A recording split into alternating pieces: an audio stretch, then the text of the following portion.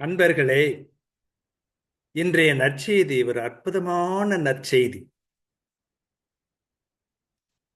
சக்கரையாவுக்கு ஒரு மகன் பிறக்கப் போகிறார். எத்தகைய மகன் பிறக்கப் போகிறார் என்பதை இன்று நாம் பார்க்க போகிறோம். அப்படிப்பட்ட ஒரு மகன் பிறப்பது எவ்வளவு சிறப்பு! அதைத்தான் நாம் இன்று தியானிக்கப் போகிறோம். சக்கரையா நீண்ட காலமாக குழந்தை பேர் இல்லாதவராக காணப்பட்டார். அப்படி இருந்ததனால் அவர் பெரும் வேதனைப்பட்டார். வாழ்க்கையில ஏமாற்றம் அடைந்தவராக இருந்தார். அப்படிப்பட்டவருக்கு வானதூதர் கபிரியேல் தோன்றி, சக்கரையா, அஞ்சாதீர், உமது மன்றாட்டு கேட்கப்பட்டது. உம் மனைவி எலிசபெத்து உமக்கு ஒரு மகனை பெற்றெடுப்பார். அவருக்கு யோவான் என பெயரிடுவீர். நீர் மகிழ்ந்து பேருவகை கொள்வீர். அவரது பிறப்பால் பலரும் மகிழ்ச்சி அடைவர் என்று சொன்னார்.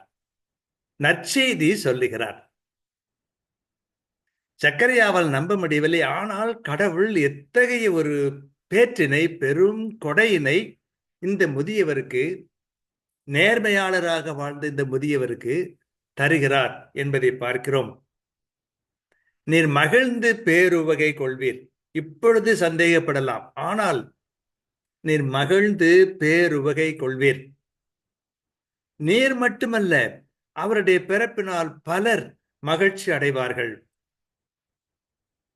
அவர் எப்படிப்பட்டவர்? பிறக்கப் போகும் குழந்தை எத்தகைய குழந்தை? ஆண்டவருடைய பார்வையிலே பெரியவராக இருப்பார். நாம் நம்முடைய வாழ்க்கையிலே பல சமயங்களிலே மிக முக்கியமான இடத்தை பெற வேண்டும் என்று ஆசைப்படுகிறோம். மனிதர் பார்வையிலே பெரியவராக இருக்க ஆசைப்படுகிறோம். ஆனால் சக்கரியாவுக்கு பிறக்கப் போகிற குழந்தை இறைவனுடைய பெயராலே, கடவுளுடைய பெயராலே வருகிறவர், அவருடைய அருளால் வருகிறவர், அவருடைய கொடையாக வருகிறவர். ஆகவே கடவுளுடைய பார்வையில் அவர் பெரியவராக இருப்பார். அது மட்டுமல்ல, அவர் சாதாரணமாக எல்லா குழந்தைகளையும் போல இருக்க மாட்டார். வேறுபட்ட வகையிலே இருப்பார். திராட்சை மதுவோ வேறு எந்த மதுவோ அருந்த மாட்டார். தாய் வயிற்றில் இருக்கும் போதே தூய ஆவியால் முற்றிலும் ஆட்கொள்ளப்படுவார். ஆகா, பிறக்கிறதற்கு முன்னாலேயே கடவுள் அவரை சிறப்பான முறையிலே மேம்படுத்த போகிறார். அவருக்கு நன்மை செய்ய போகிறார். அவரை தூய்மைப்படுத்த போகிறார். தூய ஆவி அவரை முற்றிலும் ஆட்கொள்ளும். பிறப்பதற்கு முன்னாலே ஆட்கொள்ளும். அவரிடம் கடவுள் எப்போதும் குடியிருப்பார். ஆகவே அவர் என்ன செய்வார்?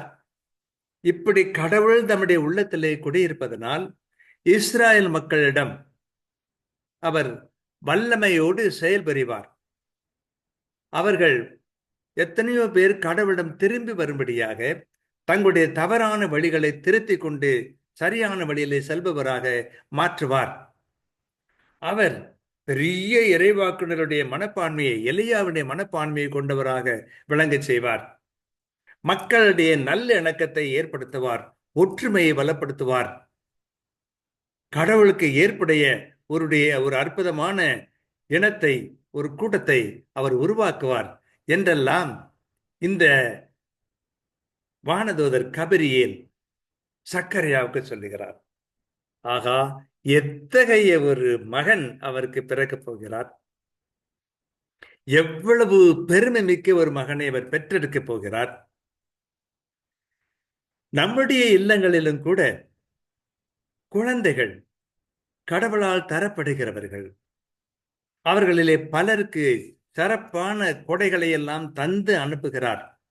நிறைவாக ஆசி அளித்து அனுப்புகிறார். நாம் கண்டுகொள்கிறோமோ இல்லையோ அது தெரியாது. உலகிலே நாம் பார்க்கிற பல்வேறு புனிதர்கள், பல வகையான சாதனையாளர்கள் எப்படிப்பட்டவர்கள்?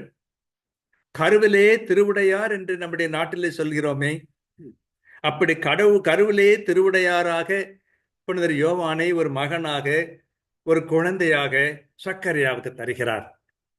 அந்த நேரத்தில் அவரால் ஏற்றுக்கொள்ள முடியவில்லை. ஆனால் அவர் ஏற்றுக்கொள்கிறாரோ இல்லையோ, அவருக்கு அத்தகைய சிறப்பான ஒரு குழந்தையை கடவுள் தருகிறார். பெருமை மிக்க ஒரு குழந்தையை தருகிறார். மக்களுக்கு நலம் செய்ய போகிற ஒரு குழந்தையை தரப்போகிறார். ஒற்றுமையை உருவாக்கப் போகிற குழந்தையை தரப்போகிறார்.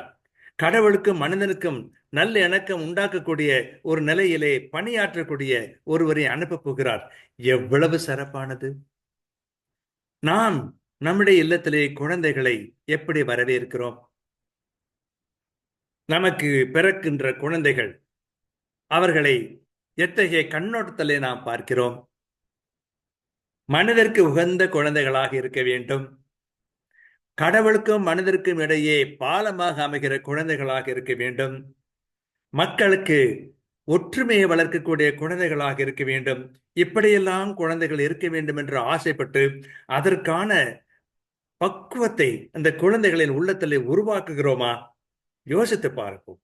நம்மிடம், நம் ஒவ்வொருவரிடமும் எவ்வளவோ ஒரு பெரிய பொறுப்பை கடவுள் தருகிறார். அந்த பொறுப்பை சிறப்பாக நிறைவேற்றி கடவுளை மகிமைப்படுத்துகிறோம். அதே வேளையில் இந்த உலகத்திற்கு பெரும் தொண்டு செய்கிறோம். அதுதான் நம்முடைய இல்லற வாழ்க்கை என்று உணர்ந்து கொண்டால் எவ்வளவோ சிறப்பு.